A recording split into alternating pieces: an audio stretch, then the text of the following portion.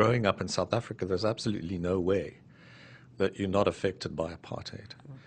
And so you either go along with it and you collude, or you rebel against it. And, I can't explain why I landed up in the position of rebelling against it, because my parents were National Party supporters. And then once I got involved in aspects of the anti-apartheid struggle, it just drew me in.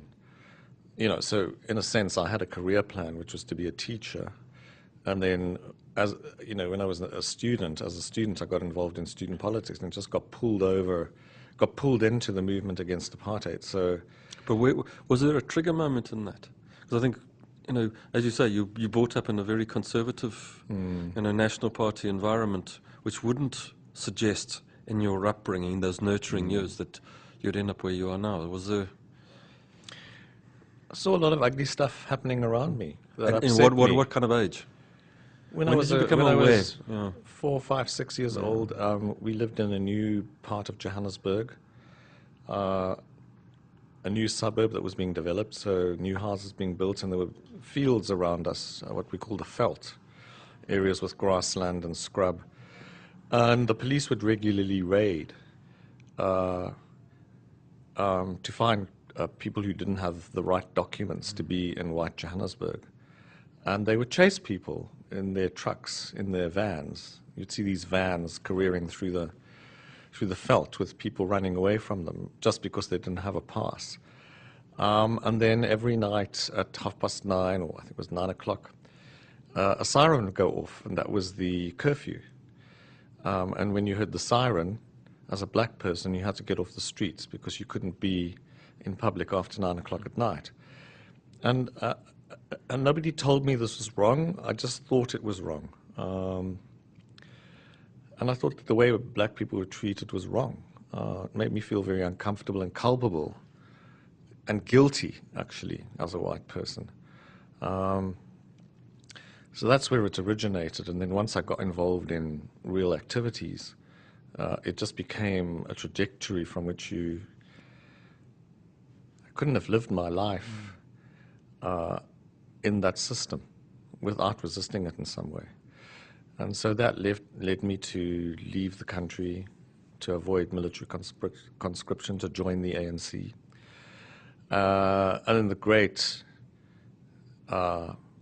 euphoric moment of the negotiations and the agreement of a democratic dispensation and the elections, when I worked as an election officer in the 1994 election, so it's one of the most extraordinary periods of my life. And, I think that in terms of your psychology, the moment of liberation is a release. And you think, okay, that's it, we've done it. Now we can live life normally. And of course, what happened was, in the post-apartheid period, a lot of the problems that we dealt with in the apartheid period continued. Okay, there was no overt political repression. So the disappearance of political repression was a huge relief, but then the poverty and the inequality remained. And, in a sense, the betrayal that has happened of the ordinary population is that they had the struggle. Many of them died for certain objectives and ideals, very simple ones, employment, relief from poverty, and all of that remains. Yeah. And so after a while, you start to reassess, what does liberation mean? What does democracy mean? And South Africa is formally a democratic country, but in practice, many of those problems remain. And because the country has been liberated, they are much more apparent. Because apartheid was very good at obscuring those problems, that people lived in segregated areas. They didn't need to see how the other half or how the other 80% lived. Now you see it. It's there. So you have to kind of pick yourself up and get back into a kind of a struggle mode. And it's different because, you don't face the possibility of arrest or detention or torture or any of those things for engaging in oppositional activity. But you do. You have to. Yeah. The tactics and the strategies are different, but the struggle remains the same.